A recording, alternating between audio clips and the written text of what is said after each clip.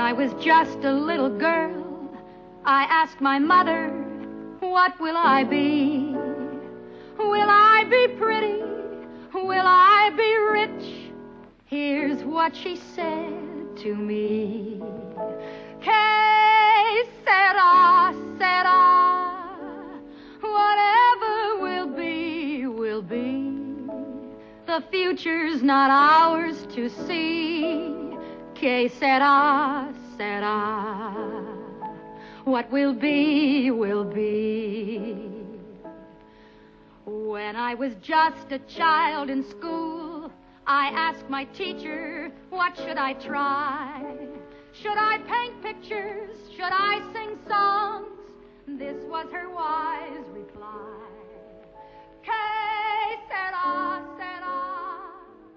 whatever will be.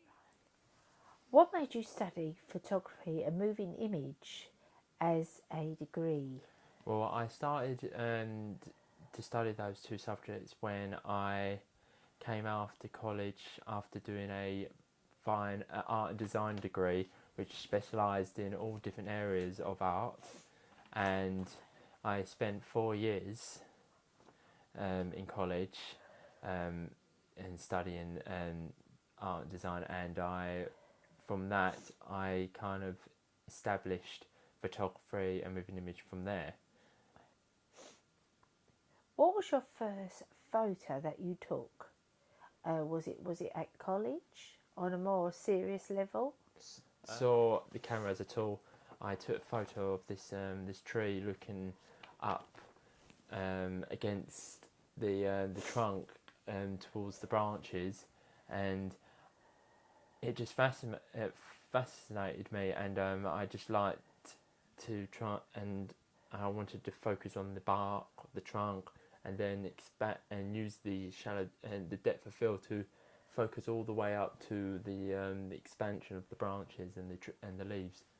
I think it was just the majesticness of a tree, and because they're so different and there's all different types of trees, and I just like all the texture of the bark, and it helped me with my vision. I think I because I prefer to be a visual person rather than explaining things by speech. I thought that if I wanted to deliver a message, I knew then that photography was the best outlet to do that. Directors and films inspire you? Two first directors that that inspired me and inspired me to look at films in a more detailed way was Quentin Tarantino and Alfred Hitchcock, and the films from their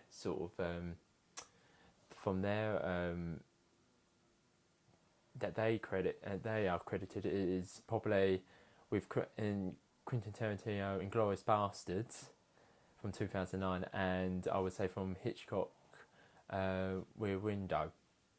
And I think with both of the directors, they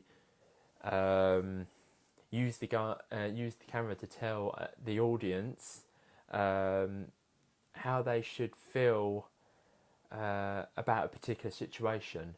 And with Hitchcock, I realised that he would usually use the camera to see what the actor sees, and which in return he makes you aware or makes you feel what the character is feeling.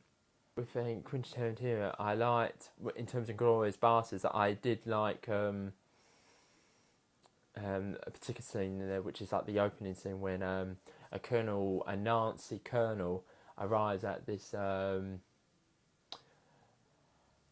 French family, and he comes into their home to interrogate and find out some information about some Jews living in the area. It's at first it's very shall I say innocent facade, but then in terms of that, oh yeah, they're like talking talking in general and having a glass of milk, which seems a little bit strange. But as that scene progresses, we get to realise that not all what it seems when we realise that there is a family underneath the floorboards, and that kind of like twists the scenario, and it kind of, in the end, we kind of establish, or we kind of like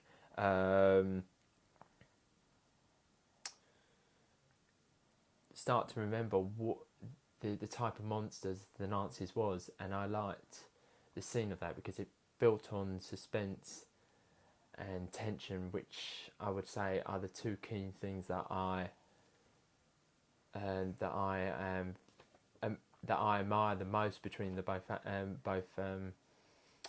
directors and their films. How does photography and moving image complement each other? I would say they complement themselves really closely.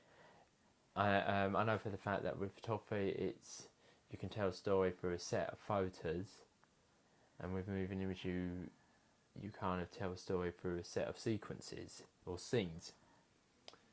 Even though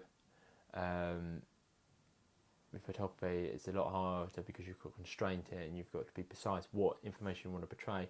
With moving image, you can allow it to run at a certain pace and let that tension or that suspense to build. But I think that they both work with each other because obviously they use the same type of techniques in both the subjects: lighting, composition, framework, and the mise-en-scene, the costumes, anything to do with what the story is. It all comes together, and to really inform the audience what they actually are seeing and how they want how the audience should feel about that story, what type of story they're seeing. How do you feel now that you're coming to the end of studying for your degree? I would say I am optimistic and nervous.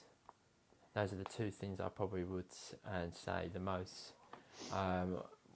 In terms of being optimistic, I would say I'm grateful for what I have gained from university experience, the support, the guidance, the skills that I've taught myself, the work that I've produced, all leading up to really understanding what I want to do and where's my passion really going, really. And in terms of nervousness, I would say because you're coming out of that structured environment, that guidance that's always helped you along won't be there until when you go out of those that setting, and you're really stepping out into a world where it is just basically you have to prove yourself. Yeah, you have to prove yourself that you're the best at the. Yeah, you're one of the best. One of the best, or that I believe I can go forth even further without relying in some sort of environment. What are your aims?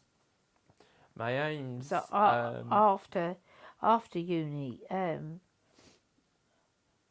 what will your initial steps after leaving uni?